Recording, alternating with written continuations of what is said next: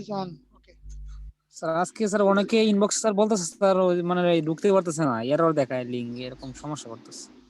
আমি কি করতে পারি?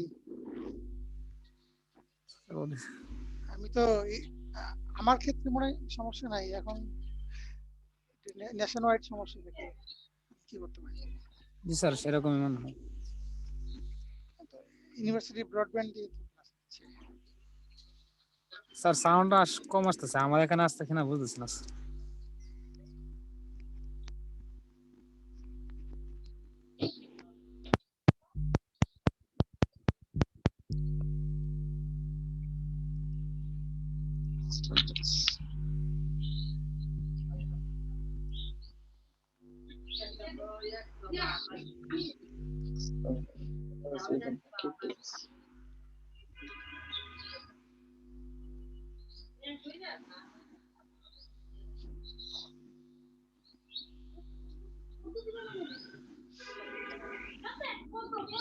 হ্যালো, আচ্ছা ক্লাস শুরু করতে হবে, দেখো তো অন্যরা কি বলো, শোনা যায় কিনা? শোনা যায়। এই রোল আমিন, তোমার সমস্যা শোনা যায় স্যার, মাঝে মাঝে একটু স্লো মানে সাউন্ড কমে যায় স্যার। আর এখন ঠিক আছে স্যার, কিন্তু ওই যে মাঝে মাঝে স্যার একদম কমে যায় স্যার। মাউথপিসটা দূরে গেলে একটু কমে যায় কি সাউন্ড। আচ্ছা এখন থেকে আমি কেয়ারফুল হব। Let's start. Today we will discuss about a horse disease. Mainly we will discuss two horse diseases. One is strangles and another one is glanders or Farsi. Strangles, that means in that case animal is doing strangling. মানে strangles means গলায় ফাঁস যাওয়া এরকম, ঠিক আছে? শ্বাসকষ্টে হয়ে animal মারা যায়, স্ট্রাঙ্গলিং গলায় ফাঁস যাওয়া। আমরা বলছি যে হর্সের দুইটা ডিজিজ, মেইনলি আমরা ব্যাকটেরিয়াল ডিজিজ ডিসকাস করি, একটা হচ্ছে স্ট্রাঙ্গলস, ওয়ান ইজ গ্ল্যান্ডার্স। এখন তোমাদের বড় ভাই যে আরবিএফসি তে গেল, কি নাম, সাদমান সাকিব, হ্যাঁ? এখন যারা হর্স ফার্মে বা যেখানে হর্স আছে সেখানে রুটিন চেক আপ করতে হয় যে প্রতিদিন ঘুম থেকে ওঠার পরেই ম্যান্ডিবলের দুই পাশে যে সাবম্যাক্সিবুলার যে লিম্ফ নোড গুলো আছে, যে গ্ল্যান্ড গুলো আছে, এই লিম্ফ গ্ল্যান্ড গুলো সোয়েলিং কিনা, এটা হচ্ছে রুটিন টেস্ট। মানে এই ডিজিজটা হর্সে মানে এত বেশি কমন যে এটা রুটিন প্র্যাকটিস করা হয় যে ডিজিজটা আছে কিনা। কারণ হচ্ছে এটা হচ্ছে এই স্ট্রাংলিং করে যখন মানে ম্যান্ডিবলের ম্যান্ডিবলের যে নিচে দুই গ্ল্যান্ড যখন সোয়েলিং হয়ে যাবে, তখন এয়ার ওয়েজ বা ট্রাকিয়াতে প্রেসার, যখন ট্রাকিয়াতে প্রেসার করবে তখন দেখা যাবে যে এনিম্যাল শ্বাসকষ্ট হবে। কারণ হর্স তো রাইডিং হর্স না, হর্সের কাজই হচ্ছে সাধারণত কি রাইড করা, দৌড়ানো, মার্চ। সেক্ষেত্রে যদি এয়ার প্যাসেজ কোনো কারণে ন্যারো থাকে তাহলে এনিম্যাল শ্বাসকষ্ট করবে। এক্ষেত্রে সিমটম গুলা এরকম আর কি, এই যে নেজাল অরিফিস দিয়ে এরকম সিক্রেশন, মানে প্রুডেন্ট ডিসচার্জ হবে।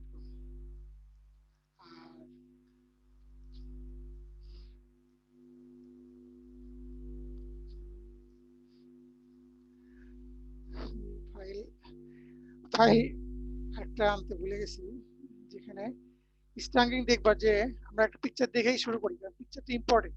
পিকচারটা আমাদের দেখতে বা বুঝতে সুবিধা হয় আর কি ডিজিজ সম্পর্কে। আমরা একটা পিকচার দেখে তারপরে আমরা ডিটেইলসে যাব।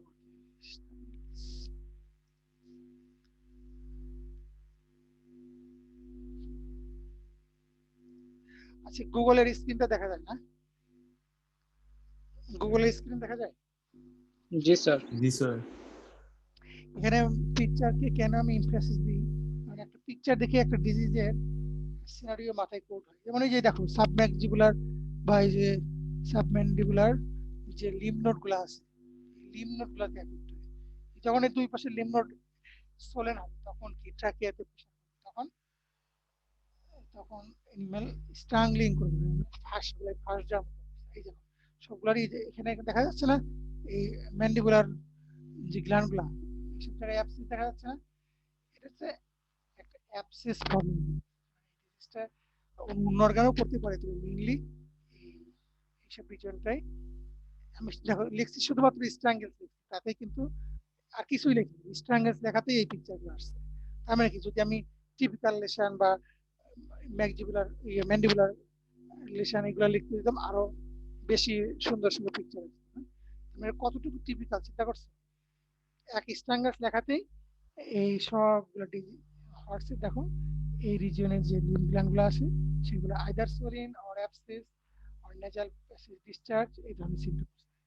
তার মানে এই ডিজিজ সম্পর্কে একটা ধারণা হয়ে গেছে না, এই ডিজিজটা পাস ফর্ম করে অ্যাবসেস ফর্ম করে, আর নামটা হচ্ছে স্ট্রাংলিং করে স্ট্রাঙ্গলস হচ্ছে গলায় ফাঁস। তাহলে মোটামুটি একটা ধারণা হয়ে গেছে না ডিজিজ সম্পর্কে। বাকিটুকু এখন একটু মানে বুঝামেন্টে পড়লে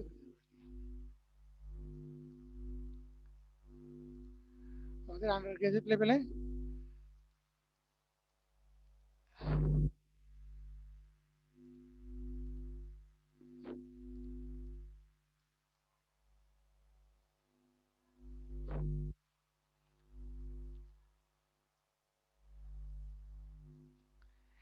এখন এমএস ওয়ার্ডের ফাইলটা দেখা যায়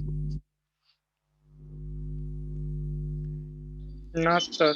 এমএস ওয়ার্ডের ফাইল আসেনি No, sir. এখন আসছে না। Yes, sir. জি স্যার। বেসিক পার্টটা আমরা বলছি আর কি। এখন আমরা দেখি ধীরে ধীরে এটার ইলাবোরেশন কোথায় যাওয়া যায়।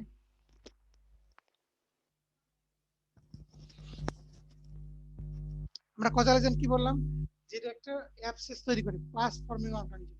তার মানে কি strangles is an acute disease of horse. কেন অ্যাকিউট, কেন বললাম আমি ডিজিজ স্টোরিটা বললাম যে রুটিন ওয়ার্ক থেকে একজন ভেটেরিনারিয়ানের সকালে উঠে ঘুম থেকে যে এই ম্যান্ডিবল গুলা চেক করা, গ্ল্যান্ড গুলা এখানে সোয়েলিং হচ্ছে, মানুষের যেমন টনসিল চেক করি না আমরা, ওরকম চেক করে। কারণ হচ্ছে অ্যাকিউট ডিজিজ, একদিন দেখলে আমরা একদিনের মধ্যে এটা ডেভেলপ করে গেছে, দেখা যাবে যে এরকম আর কি অ্যাকিউট ডিজিজ অফ হর্স, মানে হঠাৎ করে acute disease characterized by inflammation of the upper respiratory tract.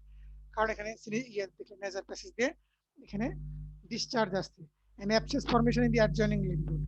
ঠিক আছে, কজ কি স্ট্রেপ্টোককাস ইকুই, আমরা জানি যে পাস ফর্মিং অর্গানিজম একটা হচ্ছে স্ট্রেপ্টোককাস, ঠিক না, স্ট্রেপ্টোককাস ইকুই। এখন এই স্ট্রেপ্টোককাস পায়োজেনিস, তারপর হচ্ছে আমাদের যে স্কারলেট ফিভার করে স্ট্রেপ্টোককাস পায়োজেনিস, এটা স্কারলেট ফিভার কি নাম শুনছো, শরীরে লাল লাল সব দাগের মতো। তুমি স্কারলেট ফিভার বা স্ট্রেপ্টোককাস ইন ম্যান দিলেই দেখবে যে ইয়েতে গুগলে প্রচুর পরিমাণে পিকচার আসবে, যেটা মানুষের শরীরে চাকা চাকা দাগ দেখা যায় আর কি সেটা।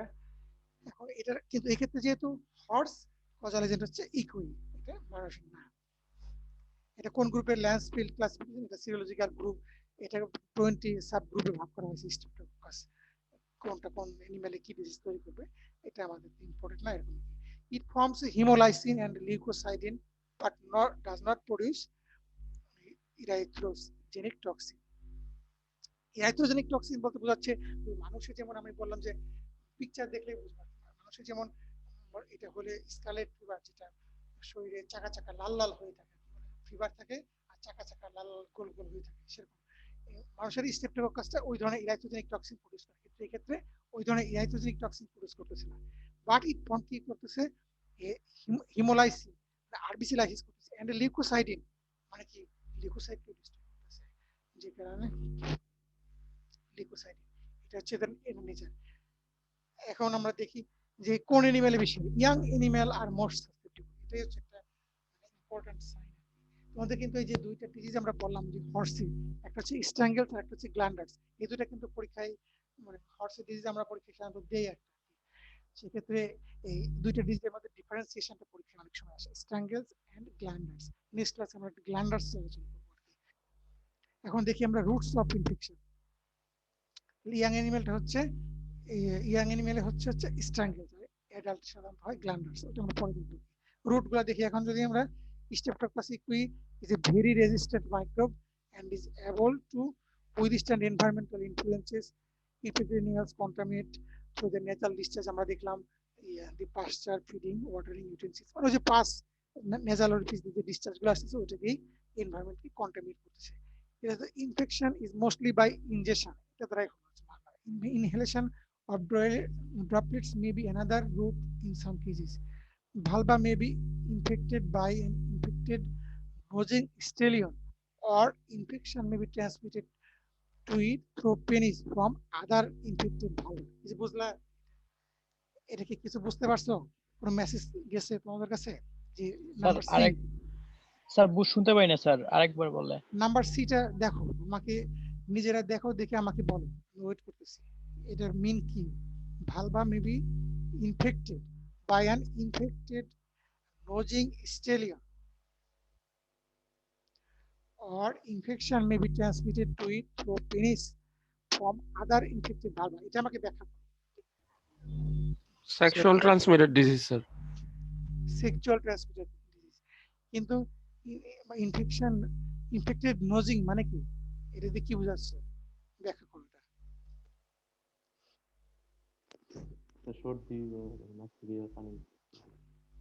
স্টেলিয়নের নাক থেকে ভালভাতে কিভাবে ইনফেক্টেড হয় মেয়ের?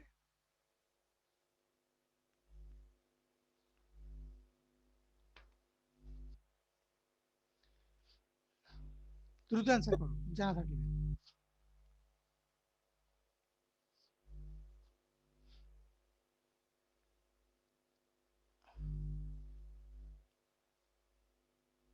না জানা থাকলে বলো জানা নাই, একজনেরও জানা নাই। এনিম্যাল সায়েন্স এতদিন ধরে পড়লা, স্যার ওই লেকিং করলে কি করবে?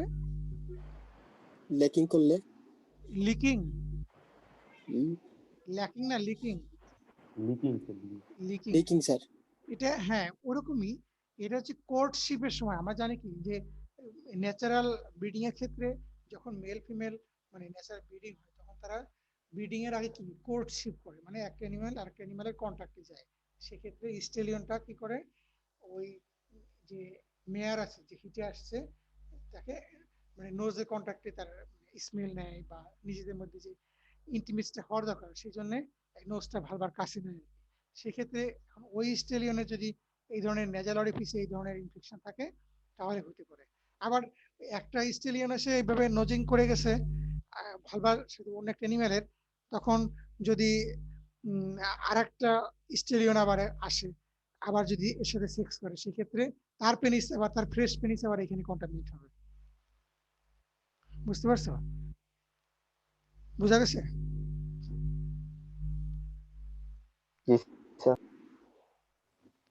কি বুঝতে পারছো?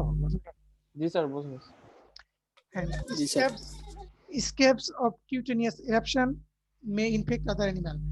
আমরা দেখবো স্কিন অনেক সময় লেশন হয়, সেক্ষেত্রে এই আরেকটা অ্যানিমাল ইনফেক্টেড হতে পারে। Udder may be infected by sucking calves. Calves কি? কলস বলে, কলস মানে কি বাচ্চা কি বলতেছে, হর্সের বাচ্চাকে বলতেছে কলস, মানে আডার ইনফেক্টেড হতে পারে, যে বাচ্চা হয়েছে সেখান থেকে বাচ্চা যখন সাকিং করবে তখন এভাবে হতে পারে আর কি। Wounds may also be portal of infection. Lasting intrauterine infection may sometimes also. Incubation period 4 to 8 days.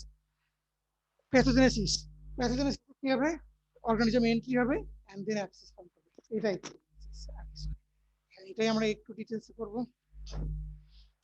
Following entry into a new host, Streptococcus equi attaches primarily to the cells of the nostellar crypts and ventral surface of soft picture নেটে picture দেখতে হবে, picture দেখার কোনো বিকল্প নেই। এই যে কথাগুলো বললাম এগুলো যদি তুমি পিকচার দেখো তাহলে অনেকটাই পিকচার মানে তোমার চোখের সামনে ওরকম আসবে আর কি। Following in entry into new host, মানে যখন নতুন হোস্টে যাচ্ছে অর্গানিজমটা প্রাইমারিলি অ্যাটাচ কি টার্গেট সেল কি টনসিলার ক্রিপস। টনসিলার ক্রিপস কি জানো তো? টনসিলার ক্রিপস দেখো প্রতিটি জিনিস মানে খুব কেয়ারফুলি শিখতে হবে। যে টনসিলার ক্রিপস এটা একটা আমার লাইভ ঘটনা। কয়েকদিন আগে আমার একটা ক্লোজ পেশেন্টের এরকম দেখছি যে গলায় যে খাবার ঢুকে গেছে, গলায় খাবার ঢুকে রয়েছে, এখন মাঝে মাঝে গলায় কাটা কাটা। পরে ডাক্তারের কাছে গেছি, ডাক্তার ওই যে ইয়েটা নিয়ে গেছে, যে লাইট লাইট অ্যাটাচড যে ইয়াস একটা গ্লাস লেন্স আছে, ওটা দিয়ে দেখে যে তার টনসিলার ক্রিপ্টের মধ্যে খাবার ঢুকছে, ওটা দিয়ে মাঝে মাঝে গলায় কাটা কাটা লাগে, আসলে মাসে কাটা না, কিন্তু টনসিলার ক্রিপ্টস এর মধ্যে ওই মানে খাবারটা ঢুকেছে। সেজন্য টনসিলার ক্রিপ্টস জিনিসটা কি, এই যে ইন্টেস্টাইনাল ক্রিপ্টস বা ভিলাই, এগুলো কি? ক্রিপ্টস মানে হচ্ছে খাস বা গর্ত, মানে টনসিলটা ভালো করে ইয়েটা দেখো, যদি অ্যানাটমিক্যাল স্ট্রাকচারটা ফিজিক্যাল স্ট্রাকচারটা দেখো তাহলে ক্লিয়ার হবে জিনিসটা কি আসলে। ওইখানে অর্গানিজমটা লজমেন্ট হবে, একটা খাস আছে টনসিলের মধ্যে একটা। আমার বাইরে থেকে কি দেখি, টনসিল একটা সোলেন পার্ট, ঠিক না? কিন্তু যখন আমি ইন্টারনাল দেখি, ইন্টারনালি কিন্তু সোলেন পার্ট না, ওটা একটা স্যাক লাইক অনেকটা দেখবো।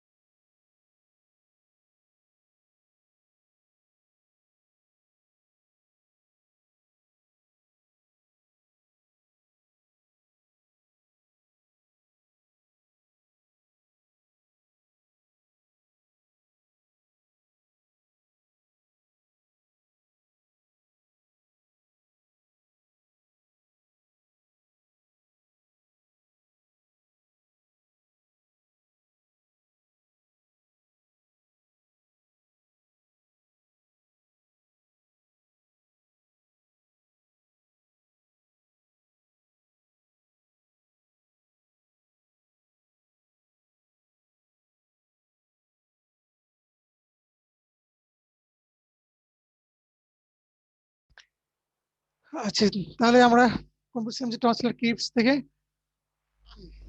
এটা ventral surface soft plate receptacle enter into the mucous gland of the nasopharyngeal mucosa, মানে অর্গানিজমটা enter into the mucous gland of the nasopharyngeal mucosa, মানে মাউথ পার্টস এর ওপেনিং, এগুলা মিউকোসা এবং হচ্ছে টনসিলার ক্রিপ্ট, এগুলোতে অর্গানিজম এন্ট্রি হলো, and thereby reach into the regional lymph node, মানে এর পাশে যে লিম্ফ নোড গুলো থাকে সেখানে লিম্ফ নোডের মধ্যে এন্টার করতেছে via lymphatic space. Organism enter and produce and enter into the host, and through tonsillar crypt or mucosa it enters into the regional lymph node via lymphatic space, এটুকু একটা part organism inter. দেন কি করবে, the organism slowly multiply, then organism disease produce করতে গেলে multiply করাই লাগবে। organism slowly multiplies in the lymph node, in the lymph node they grow and produce toxins, they grow and produce toxin, ultimately আমরা জানি যে কোনো disease produce হয় কি, ফার্স্ট মাল্টিপ্লাই করে দেন প্রডিউস টক্সিন। সবগুলো কিন্তু একটা সিকোয়েন্স আছে, ঠিক না? সিকোয়েন্স গুলো কিন্তু কাছাকাছি, এই সিকোয়েন্স গুলো যে জানবে সে কিন্তু পরীক্ষায় মানে কোনো একটা স্ট্রাকচার সহজে দাঁড় করাই ফেলতে পারবে। আর প্রথমে এন্ট্রি, দেন মাল্টিপ্লাই, দেন হচ্ছে টক্সিন প্রডিউস, সব ডিজিজেরই মানে কাছাকাছি একটা প্যাটার্ন থাকে আর কি, কেউ একবারেই করে, কেউ 2-3 বার মাল্টিপ্লাই করে এরকম আর কি। দেন কি হলো, তাহলে হচ্ছে the organism slowly multiplies in the lymph node, in the lymph node they grow and produce toxins which exert chemotaxis, chemotaxis মানে কি, এই টক্সিনটাকে এমন কিছু টক্সিন, এমন কিছু ইনগ্রেডিয়েন্ট থাকে এর মধ্যে যেটা কিমোট্যাক্সিস মানে বডির যে অন্যান্য ইনফ্লামেটরি সেল আছে তার দিকে অ্যাট্রাক্ট করবে, এটাই হচ্ছে কিমোট্যাক্সিস। কিমো অ্যাট্রাক্টেন্ট মানে টক্সিন এক ধরনের কিমো অ্যাট্রাক্টেন্ট, সে কেমিক্যালকে অ্যাট্রাক্ট করবে আর কি, এটাই বলছে হুইচ এক্সার্ট পজিটিভ কিমোট্যাক্সিস, মানে তার দিকে এই টক্সিনের দিকে মানে ওই লিম্ফ গ্ল্যান্ডের দিকে নিউট্রোফিল বা অন্যান্য বডি ডিফেন্স সেল আছে এগুলোকে অ্যাট্রাক্ট করবে, এটাই বলছে। And hence large number of neutrophil ইনট্রিট, যার ফলে কি হবে, প্রচুর পরিমাণে নিউট্রোফিল ওইখানে ইনফিল্ট্রেশন করবে। And lymphoid tissue undergoes necrosis and liquefaction, ultimately necrosis হবে এবং লিকুইফেকশন হবে, ফর্মিং অ্যাবসেস। আমরা দেখছি কি ওখানে অ্যাবসেস তৈরি হয়েছে না, প্যাথোজেনেসিস এই পর্যন্ত আর কি। এখন একটু যদি আমরা মানে দেখি যে কোন টক্সিন প্রডিউস করে তাহলে কি হবে, nasal shading usually begins 4 to 7 days after the disease. 4 থেকে 7 দিন মানে resistance to phagocytosis is medicated by combination ভাই এই যে এটা হচ্ছে বডি ডিফেন্স সেল, এটা এটা বিউলিনস মানে এই স্ট্রেপ্টোককাস করে, এই স্ট্রেপ্টোককাস যে ডিজিজ প্রোডিউস করে আর কি, এই ডিজিজটা কি টক্সিন দ্বারা করতেছে বা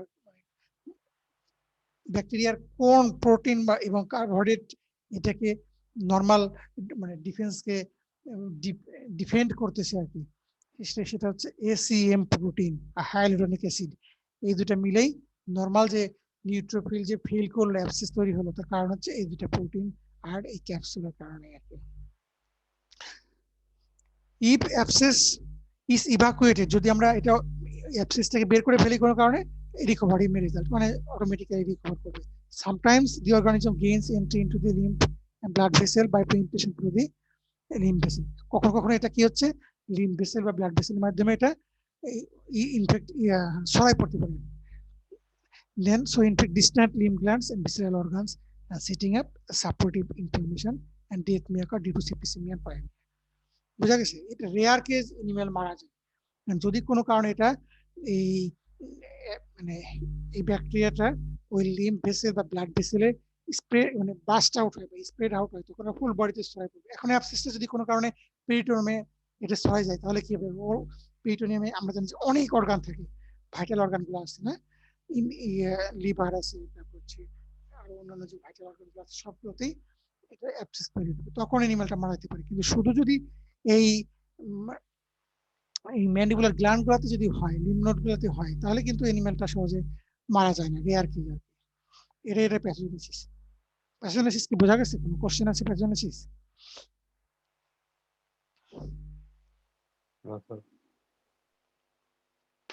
আমার মনে হয় কঠিন না, না কঠিন কি কি কঠিন আছে?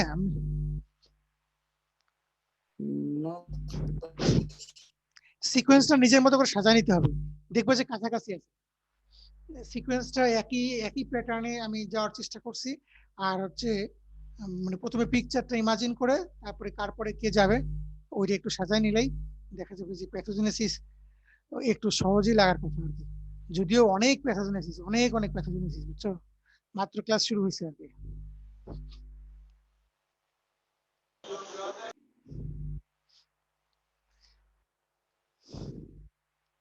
এখন সিমটম লেশন এগুলা সব তোমরা এখন নিজেরাই জানো। সিমটম কি হবে? সিমটম যেহেতু এটা অ্যাবসেস হলে এখানে টেম্পারেচার রাইজ করবে, তার মানে ফিভার হলে অ্যানোরেক্সিয়া থাকবে, ঠিক না? ফিভার, অ্যানোরেক্সিয়া, নেজাল ডিসচার্জ দেখলাই আর কি, হুইচ ইজ প্লাস্ট serous then become purulent.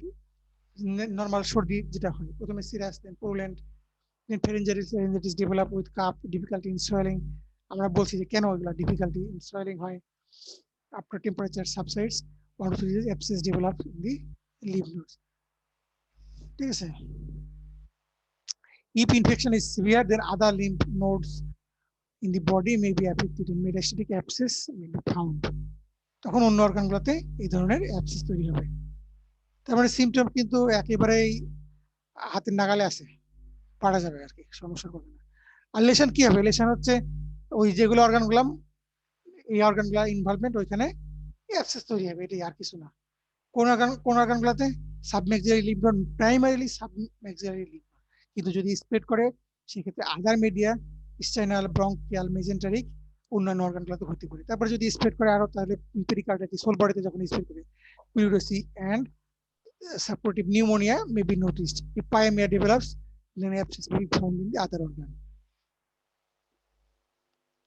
Lesson কিন্তু ইজি, মানে একটু বুঝে পড়ে লেশন এখন হবে। পোস্টমর্টম লেশন কি হবে? পোস্টমর্টম ওই একই জিনিসই আমি আর একটা প্যারা করছি আর কি, আর কিছু করিনি। অনেক সময় অ্যানিমাল মারা যায় তো পোস্টমর্টম লেশন আর লেশন সেম জিনিস, তেমন কিছু না। খালি হচ্ছে পোস্টমর্টমের ক্ষেত্রে আমরা কি যেটা হচ্ছে বাইরে থেকে দেখি না ওইটাই দেখবো আর কি। বাইরে থেকে যেটা দেখা যায় না, বডি ওপেন করার পরে যে অংশটুকু দেখবো সেটাই পোস্টমর্টম লেশন করতেছি। আর শুধু লেশনের ক্ষেত্রে ওই বাইরে থেকে যেটা দেখা যায় ওইটা সহ করতেছি। অ্যাবসেস যেমন বাইরে থেকে দেখা যায় ওইটা। তো এখানে কি স্ট্রাঙ্গেলস আর রেয়ারলি ফেটাল, সাধারণত মারা যায় না আর কি, হ্যাঁ, রেয়ারলি ফেটাল। কিন্তু কমন কেস আর কি। In acute cases necropsy findings likely would relate to upper airways. আমরা দেখলাম যেহেতু নেজাল প্যাসেজ আছে would like to relate to upper airways. And compression is strangle কি জন্য হচ্ছে ডিউ টু রেট্রোফেরিঞ্জিয়াল আর and peritracheal abscess formation, মানে এই দুই জায়গার অ্যাবসিস হওয়ার কারণে রেট্রোফেরিঞ্জিয়াল মানে ফ্যারিংসের নিচে, রেট্রো মিন্স কি বিহাইন্ড, ফ্যারিংসের নিচে যে লিম্ফগুলো এখানে যে অ্যাবসিস গুলো হচ্ছে এটা যখন কম্প্রেশন দিবে এয়ারওয়েকে তখনই এখানে এই প্রবলেমটা হবে আর কি, মানে অ্যাবসিস ডিফিকাল্ট কন্ডিশন রাইজ করবে। ইন্টারনাল অ্যাবসিস লিভার কিডনি আদার অর্গানগুলা আছে। পেটিকিয়াল একাইমেটিক হিমোরেজ, এই যে পেটিকিয়াল একাইমোটিক হিমোরেজ এখানে একটু বোঝা আছে। পেটিকিয়াল আর ecchymotic haemorrhage on mucous membrane sclera and visceral surfaces such as of the lungs. এটা কেন ইম্পর্টেন্ট বলতেছি, কারণ আমরা তো বাইরে থেকে শুধুমাত্র অ্যাবসেস দেখতেছি, ঠিক না? আমরা যে পিকচারগুলো দেখলাম তাই তো দেখলাম অ্যাবসেস সোলেন, কোনটা দেখলাম আদার সোলেন, আর কোনটা দেখলাম যে মানে সাপুরেশন আছে, অথবা অ্যাবসেস বাইরে থেকে আউট আউট হচ্ছে। এখন আরেকটা জিনিস আমাকে দেখতে হবে, সেটা হচ্ছে এই ক্ষেত্রে এই পেটিকিয়াল আর ecchymotic haemorrhage on mucous membrane, that means purpura haemorrhagica. Purpura means skin আর মিউকাস মেমব্রেন, হিমোরেজিকা মিন্স হচ্ছে হিমোরেজ। মানে এখানে যদি মাউথ ওপেন করি, তোমরা যদি নেটে সার্চ করে দেখতে পাবো, যদি মাউথ ওপেন করে তাহলে দেখা যাবে যে মিউকাস মেমব্রেনটা মানে এই যে সফট প্যালেটে বা গাম এইসব জায়গায় হিমোরেজ দেখতে পারবো আমরা। Petechial ecchymotic haemorrhage on the mucous membrane sclera and visceral surface of surfaces such as the lungs, মানে এই অর্গানগুলোতে এই ধরনের হিমোরেজ পাওয়া যাবে। এটা একটা supporting clinical science. Myositis maybe associated purpura haemorrhagica. Purpura haemorrhagica বুঝতে পারছো? Purpura means skin or mucous membrane related hemorrhagica means hemorrhage, that means hemorrhage in the mucus or skin. সিকুয়েলি কি, এটা পরিণতি কি হয়? পরিণতি rarely roaring and purpura hemorrhagica may develop in animals that survive, যেগুলো বেঁচে থাকে সেক্ষেত্রে এই যে পারপুরা হিমোরেজিকা দেখা যাবে। মানে এটা যদি আমরা দেখি, আমাদের ক্লাস এই পর্যন্তই, একটা পারপুরা হিমোরেজিকার পিকচার দেখে আমরা ক্লাসটা শেষ করে দেবো আর কি। দেখি পিকচারের কোনো বিকল্প নাই, যেহেতু লাইভ কেস নাই আর কি, সেহেতু পিকচারটা ইম্পর্টেন্ট আর কি। দেখি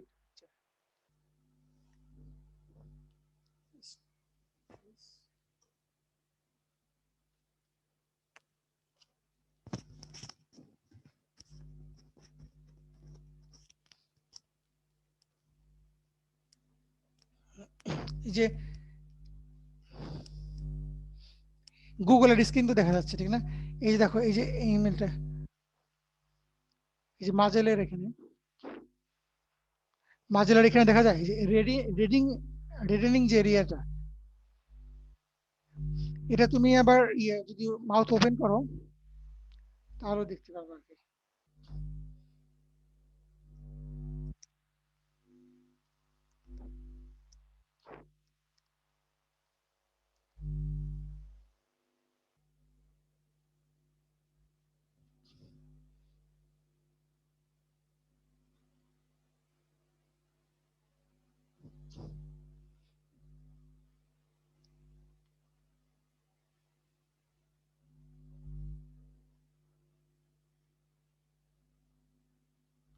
এই যে এখানে আছে, এই যে এখানে আছে,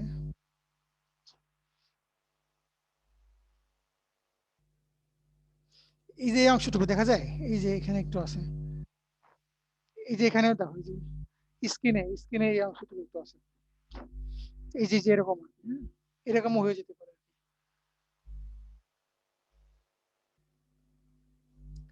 স্কিন অনেকটা রেডেনিং বা র্যাশ মতো হতে পারে, র্যাশ আর কি, হিমোরেজ রেড র্যাশ।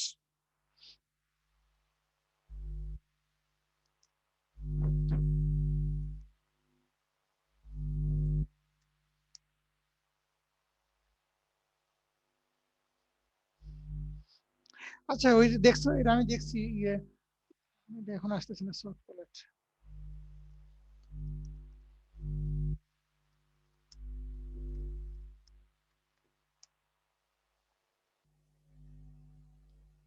এই যে একটা এই পিকচারে দেখছো, পিকচারটা দেখা যায়? এর যে অংশটা ওইটাই তো। জি স্যার। হ্যাঁ, এইটা পিকচার দেখতে হবে, পিকচারের কোনো বিকল্প নেই।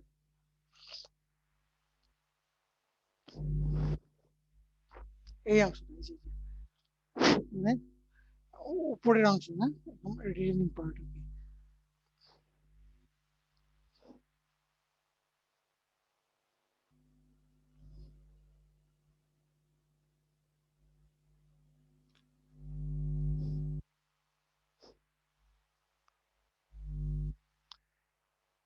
আচ্ছা, স্ট্রাঙ্গেলস আমাদের এই পর্যন্ত কোনো কোশ্চেন আছে?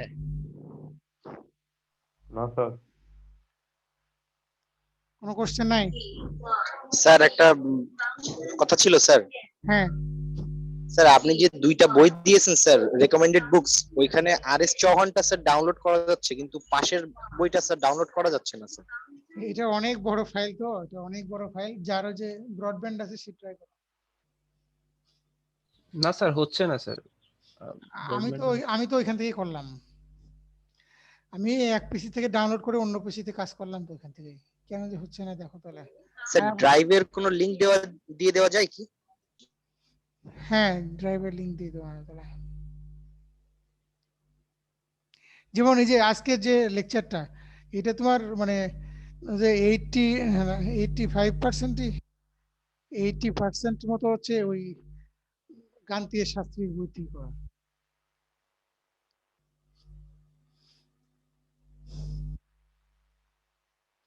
আমাদের স্যার। আন্ডারগ্রেজুয়েট লেভেলে আর বেশি লাগে না, এটুকুই চলবে। স্যার। হ্যাঁ। স্যার আজকে নেটওয়ার্কের সমস্যার জন্য স্যার কথাগুলো ঠিকভাবে শুনতে পাই না স্যার, রেকর্ডিংটা দিয়ে দিলে ভালো হয় স্যার। আচ্ছা, এখনই দিয়ে দিচ্ছি।